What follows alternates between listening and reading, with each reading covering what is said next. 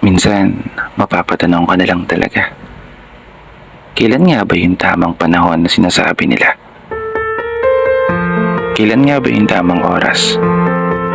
O yung tamang pagkakataon? Na kung saan, sa pagakbang ng mga paa, ay umaayon ng tadhana sa gusto nitong direksyon. Sa gusto nitong puntahan.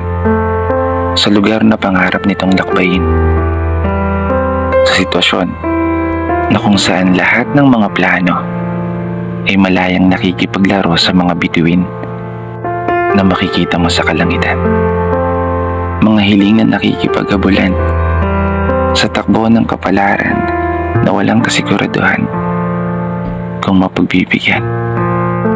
Mga pangarap na nakikipagtagu-taguan sa tadhanang mapagbiro na hindi mo alam kung paano ituturo ang tamang daan. Kasi kailan ba yung tamang panahon para sa akin?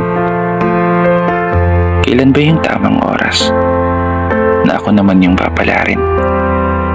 Ako naman yung magiging masaya. Ako naman yung pipiliin ng magandang kinabukasan na matagal ko nang pinapanalangin. Matagal ko nang hinahangad na sana makausad kahit hindi agad-agad.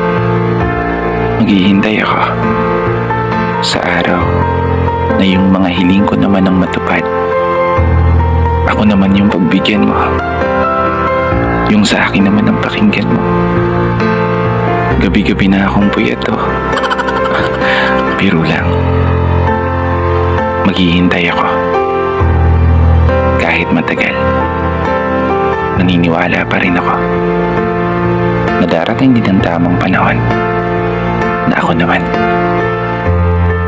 Pero bago ko tapusin ang video na to,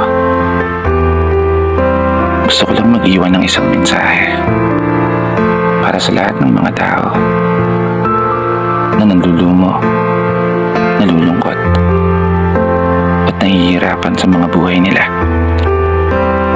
Yung pakiramdam na tila ba hindi umuusad ang iyong mga paa. Huwag ka mawawalan ng pag-asa.